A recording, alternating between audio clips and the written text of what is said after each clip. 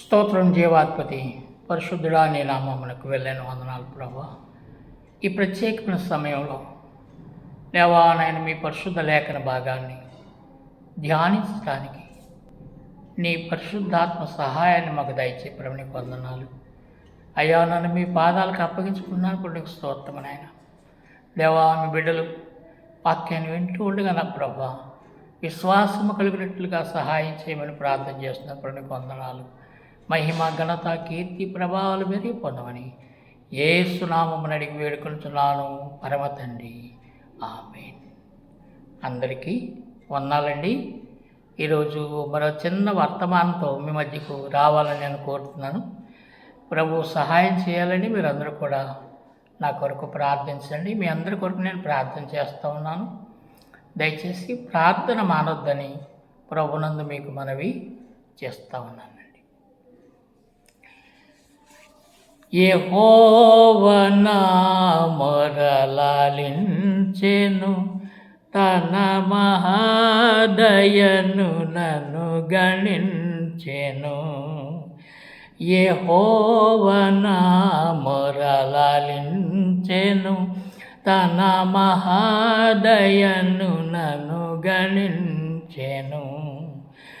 ఆహర్నిశల దీనహీనుడగున సహాయనిడి ధ్వని గ్రహించి మనిపెను. యెహోవా నా మొరలాలించెను, తన మహాదయను నన్ను గణించెను. అనీతి వస్త్రమెడలించెను, యేసునాథు రక్తమున ముంచెను. వినూత్నయత్నమే ధనునియన్నడు, కనన్ వినన్ ప్రేమ నాకు చూపెను. యెహోవా నా మొరలాలించెను, తన మహాదయను నన్ను గణించెను. ప్రియులారా, కొలస్సీ పత్రిక 3వ అధ్యాయం 17వ వచనంలో ఇలా రాయబడం. దయచేసి ఒకసారి మీ పరిశుద్ధ గ్రంథాలు తెరిచి చూడండి. కొలస్సీ పత్రిక 3వ అధ్యాయము 17వ వచనం. మరియు మాట చేతనే కానీ క్రియ చేతనే కానీ మీరేమి చేసినను ప్రభు అయిన యేసుక్రీస్తు ద్వారా తండ్రి అయిన దేవునికి కృతజ్ఞతాస్తుతులు చెల్లించుచు సమస్తమును ఆయన పేరట చేయుడి. ప్రియులారు గమనించండి, దేవుడి వాక్యమును దీవించునుగాక.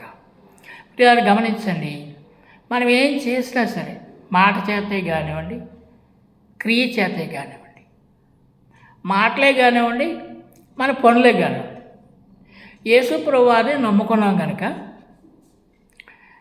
మనలో ఈ తత్వం, ఈ మనోగుణం మనం కలిగి ఉండాలి. మన మనస్సు యొక్క గుణం ఎలా ఉండాలంటే, మీరు మాట్లాడినా సరే, ఏ పనులైనా మీరు చేసినట్లే సరే, అవి ప్రభువైన యేసుక్రీస్తు వారి ద్వారా మన తండ్రి అయిన దేవునికి మహిమ కలుగునట్లుగా కృతజ్ఞతాస్తుతులు చెల్లించచ్చు. ఆయన పేరట మనము ఏ పనైనా ఏ మాటైనా మాట్లాడగలిగేవారంగాను చేయగలిగేవారంగాను ఉండాలి. ఉదాహరణకి బెతస్తా కోనేరు దగ్గర 38 సంవత్సరాల నుంచి దాదాపు 40 సంవత్సరాల నుంచి పడి ఉన్న వాని గురించి మీకు ఒక విషయాన్ని జ్ఞాపకం చేయాలనుకుంటున్నాను. యోహాను సువార్త 5వ అధ్యాయము మొదటి నుంచి మీరు చదివితే ఈ భాగం కనపడుతుంది. వాడు 38 సంవత్సరాల నుంచి ఆ బెతస్తా కోనేరు ఒడ్డున పడి ఉన్నాడు. 38 సంవత్సరాలంటే మాటలా? వాడి జీవితం ఆ కోనేరు ఒడ్డునే అయిపోయింది. వాడు నేను అనుకున్నాను చాలాసార్లు ట్రై చేసి ఉండొచ్చు. వాడు కోనేరులో నీళ్లు కదిలింపబడినప్పుడు, దేవదూత వచ్చినప్పుడు పడి స్వస్థత పొందాలని వాడు ప్రయత్నం బహుశా చేసి ఉండొచ్చు, ఒకవేళ చేయకపోవచ్చు. కానీ వాడు మాత్రం అనేకులు స్వస్థత పొంది వెళ్ళిపోతున్నప్పటికీ కూడా వాడు మాత్రం స్వస్థత పొందలేదు. అయితే నశించిన దానిని వెదకి రక్షించుటకు ప్రభువైన యేసుక్రీస్తు వారు మనుష్య కుమారుడు ఈ లోకానికి వచ్చారు కనుక ఈ లోకంలో ఆయన 3.5 సంవత్సరాలు యేసయ్య సువార్త ప్రకటించినప్పుడు ఏదైతే నశించిపోతుందో దానిని ఆయన వెతకడం ప్రారంభించారు. ఎక్కడ నశించిపోతున్నారో, ఎక్కడ కృషించిపోతున్నారో, ఎక్కడ దిగజారిపోతున్నారో, ఎక్కడ వేదన శోధనతో ఉన్నారో, ఎక్కడ సంతోషము లేక మరి అశాంతితో శోధనతో ఉన్నారో, యేసుప్రభువు వారు ఈ seek such type of persons, ఈ seek such type of situations. చివరికి యేసుప్రభువు వారు ఒకరోజు ఈ 38 సంవత్సరాల నుంచి నశించి కృషించి హెల్ప్లెస్, హోప్లెస్, వీడు అలాంటివాడు. వాడి దగ్గరికి యేసయ్య వచ్చారు. వచ్చి వాడి పరిస్థితి చూశారు. మనం చెప్పుకోకుండానే మనము ఏమీ తలంచకపోయినా మన మనసులో ఉన్న విషయాలన్నీ కూడా యేసయ్యకు బాగా తెలుసు కనుక ఈ 38 సంవత్సరాల నుంచి కూడా బెతస్దా కోనేరు ఒడ్డున పడి ఉన్న వాని దగ్గరికి యేసయ్య వెతుక్కుంటూ వచ్చారు. ప్రేమ కలిగిన యేసయ్య, జాలి కలిగిన యేసయ్య, కంపాషనేటెడ్ జీసస్ క్రైస్ట్. ఆయన కంపాషన్ అంతులేనిది. There is no scale. మనం దాన్ని కొలవలేం. ఎంతోమంది వచ్చి వెళ్ళిపోతున్నారు, ఆడ పక్క నుంచి వెళ్ళిపోతున్నారు, కానీ ఆయన పలకరించినోడు కానీ, ఆడికి చెయ్యి అందించినోడు కానీ, కోనేట్లో దించినోడు కానీ, కనీసం అయ్యో ఇన్ని సంవత్సరాల నుంచి ఉన్నావురా బాబు నాయన, ఏంటి నీ పరిస్థితి ఏంటి, నీ పరిస్థితి ఏంటి అడిగినోడు కానీ ఎవ్వరూ అడిగినోడు లేరు. ఒక్క యేసుక్రీస్తు ప్రభువారు తప్ప వాడిని పలకరించిన వాళ్ళు ఎవ్వరూ లేరు. ఎంత కృపగలిగిన దేవుడు మన ప్రభువైన యేసుక్రీస్తు వారు. వాడి దగ్గరికి వచ్చి యేసుప్రభువారు అన్నారు, స్వస్థపడగోరుచున్నావా అన్నారు. వాడు అంటాడు, వాడి పరిస్థితి చెప్పుకుంటున్నాడు, అయ్యా చాలామంది కోనేటిలో పడిపోతున్నారు, కానీ నేను పడాలనుకున్నాను, నేను పడలేకపోతున్నాను, నా వల్ల అవ్వట్లేదు. నేను శివరాగరికి ఇలాగా కృషించి దిగజారి శివరాగరి పతనావస్థలోకి వచ్చేసాను. అయ్యా మరి ఇదండి నా పరిస్థితి అన్నాడు యేసుప్రభు. యేసుప్రభు వారు కూడా అందుకే కదా వచ్చింది ఈ లోకానికి. ఎవరు పతనమైపోతున్నారో వాళ్ళని ఉన్నత స్థాయికి తీసుకురావడానికి, ఎవరు కృషించిపోతున్నారో వారిని లేవనెత్తడానికి, ఎవరైతే హోప్లెస్ హెల్ప్లెస్సో వారికి సహాయం చేయటానికి, చెయ్యందించడానికి ఆయన యేసుప్రభు వారు గొప్ప హెల్పింగ్ హ్యాండ్. చివరాఖరికి యేసుప్రభు వారు అన్నారు వాడితో, నీ పరుపు ఎత్తుకుని వెళ్ళిపోయి నీ ఇంటికి అన్నారు.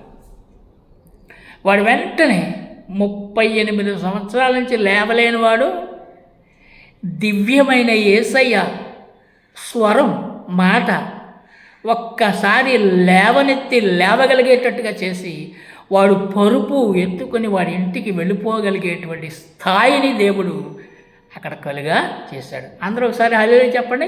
హల్లెలూయా, స్తోత్రం స్తోత్రం నాయన, యేసయ్యకే స్తోత్రం.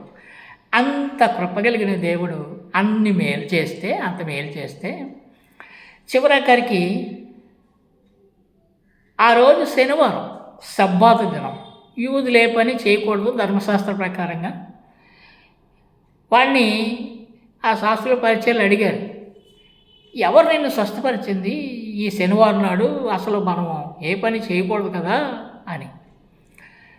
చివరాఖరికి ఏమో ఎవరో ఒక ఆయన వచ్చారు, నన్ను పరిపెత్తుకుని వెళ్ళిపోమన్నారు. ఆయన ఎవరో నేను చూడలేదు, గుర్తుపట్టలేదు, ఈ జనసమూహంలో నుంచి ఆయన వెళ్ళిపోయారు అన్నాడు. సరే బాగానే ఉంది. 2-3 రోజులు అయిన తర్వాత మళ్ళా సబ్బాతు దినం శనివారం వచ్చింది. యేసుప్రభు వారు ధర్మశాస్త్ర ప్రకారంగా ఆయన ధర్మశాస్త్రాలు నెరవేర్చాలి కనుక సబ్బాతు దినమున శనివారం నాడు సునగోగి లేక సమాజ మందిరానికి వస్తూ ఉన్నారు. వస్తూ ఉంటే అదే సమాజ మందిరానికి వచ్చాడు బాగుపడినటువంటి స్వస్థపడినటువంటి ఆ 38 సంవత్సరాల నుంచి పడి ఉన్నవాడు. చివరికి యేసుప్రభు వారును వాడును దేవుని మందిరం దగ్గర, యెరూషలేము మందిరం దగ్గర దొస్తులయ్యారు. వాడు వందనాలు చెప్పలేదు కానీ ప్రేమ కలిగిన యేసేవాడిని గుర్తుపట్టి, ఇదిగో స్వస్థత పొందితివి. వాడి మైండ్ ఏంటో యేసయ్యకి బాగా తెలుసు. మరి ఎక్కువ కీడు కలగకుండా ఉండటానికి పాపము ఇక మీదట చెయ్యకు అన్నారు యేసుప్రభు. వాడు అన్నాడో ఓకే అన్నాడో నాకు తెలియదు కానీ వెళ్ళిపోయాడు వాడు. యేసుప్రభు వారు కూడా దేవాలయానికి వచ్చి ఆయన ఆరాధించి వెళ్ళిపోయారు. చివరికి ఈ లోపల ఆ పరిసయ్యులు శాస్త్రులు వాడికి కనబడ్డారు. కనబడితే వాళ్ళు ఒక రకమైనటువంటి దురుద్దేశం వచ్చేసింది. మేలు పొందిన వాని హృదయంలో దురుద్దేశం రావటం వీడొక్కడే మొట్టమొదటి వాడు బైబిల్లో వచ్చి అంటాడు, అయ్యా ఓ రోజు మొన్న అడిగారు కదా నన్ను పరిపెత్తుకున్నాడమ్మని అన్నారు, స్వస్థపరిచిన వారు ఎవరో అన్నారు, ఆయన ఎవరు అనుకుంటున్నారు? ప్రభు అయిన యేసుక్రీస్తు వారు అన్నాడు. దేవునిని మహిమపరచలేదు సరికదా, మాట చేత కృపచేత క్రియ చేత మీరు ఏం చేసినా సరే కృతజ్ఞత స్తుతులు దేవునికి చెల్లించండి అని అన్నారు కదా వాక్యంలో. ఆ వాక్యానుసారంగా ప్రవర్తించలేదు సరికదా. చివరికి ఆ శాస్త్రులు పరిచయాలు యేసుప్రభు వారిని పలానా ఓడి నువ్వు శనివారం నాడు స్వస్థపరిచావు, పరిపెత్తుకుని నడమన్నావు అని మాటలతో హింసించడానికి కారకుడయ్యాడు. ప్రియులారు గమనించండి, మీ జీవితంలో కూడా యేసుప్రభు వారు ఎన్నోసార్లు ఎన్నో మేలులు, ఎన్నో అద్భుతాలు, చివరికి స్వస్థత కార్యాలు, చివరికి మీ కుటుంబంలో మీ మీ అవసరతలలో ఎన్నో కార్యాలు చేస్తుంటారు. పిల్లరా మాట చేత కానీ క్రియ చేత కానీ మీరేం చేసినా కొలస్సీ 3:17 ప్రకారంగా ప్రభు అయిన యేసుక్రీస్తు వారి ద్వారా తండ్రి అయిన దేవునికి ఏమన్నా ఆయన పేరట మహిమ కలిగేటట్టుగా చేస్తారా? లేదా మేలు పొందేదాకా ప్రార్థన చేసి మేలు పొందాక ఆశీర్వదింపబడాక మళ్ళా మాట మర్చిపోతున్నారా? నో, అలా చేయకూడదు. వాడు యేసుప్రభు వారిని మేలు పొంది హింసించడానికి కారకుడయ్యాడు. దయచేసి మేలు పొందిన తర్వాత దేవునికి మహిమ కలిగేటట్టుగా మనం జీవించాలి కానీ దేవునికి అవమానం కలిగేటట్టుగా జీవించకూడదు. చూడండి, మరొక వ్యక్తిని జ్ఞాపకం చేస్తారు. అపోస్తుల కార్యం గ్రంథం 3వ అధ్యాయం మొదటి నుంచి. శృంగారం అనబడిన దేవాలయం. రోజు నలుగురు ఒక కుంటోడిని మోసుకొచ్చి అక్కడ కూర్చోబెడుతున్నారు. వాడు అడుక్కుంటున్నాడు. శృంగారం అనబడిన దేవాలయము ద్వారము దగ్గర కూర్చోబెడుతున్నారని రాయబడింది అక్కడ. ఆ ద్వారం ఏంటనుకుంటున్నారు? యెరూషలేముకు 12 గుమ్మాలు ఉంటే ఈ గుమ్మం తూర్పు గుమ్మం.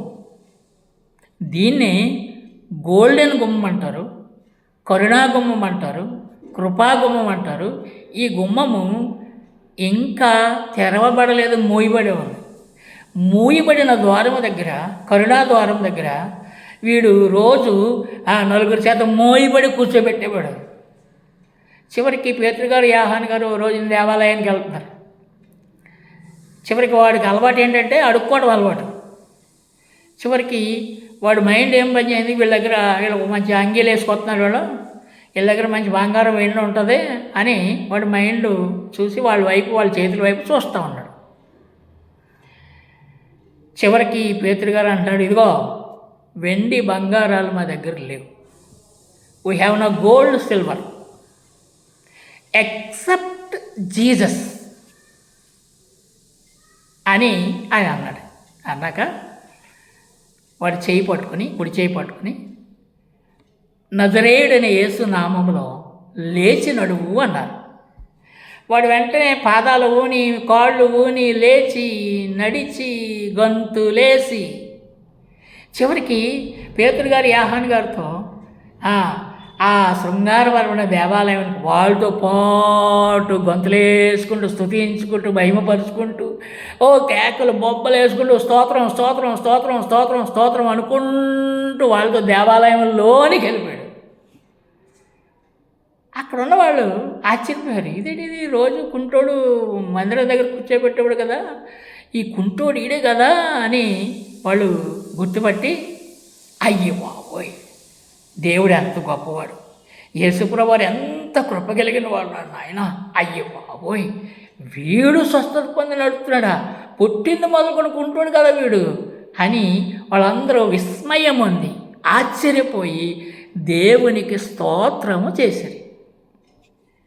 ప్రియులారా, ఈ కుంటోడు దేవునిని స్తుతించి గణపరిచి మహిమపరిచి మందిరంలోకి వెళ్తే ఆ 38 సంవత్సరాల నుంచి పడున్నవాడు దేవునిని హింసించడానికి కారకుడు అయ్యాడు. ఒకసారి మీరు ఆలోచన చేయండి, మాట చేతే కానీ క్రియ చేతే కానీ మీరేం చేసినా, మళ్ళీ చెప్తాను, కొలసి 3:17 మర్చిపోకండి దయచేసి. మీరేం చేసినా, ఇంటికాడ కృతజ్ఞత కూటం పెట్టుకున్నా, లేక సంటి పిల్లోడికి పుట్టినరోజు కూటం పెట్టుకున్నా, మీ ఇంటికాడ ఒకవేళ ఏదన్నా నెల కూటం పెట్టుకున్నా, ఏది పెట్టుకున్నా మాట చేత కానీ క్రియ చేత కానీ ఏం చేసినా సరే దేవునికి మహిమ రావాలి. అందుకొరకే యేసయ్య మనలను పిలిచారు. ప్రయాసపడి భారం మోసుకొనుచున్న సమస్తమైన వారులారా నా యొద్దకు రండి. You come unto me, I will give you rest. మీకు ఎంతో నెమ్మదిని శాంతినిస్తానని యేసయ్య పిలిచారు.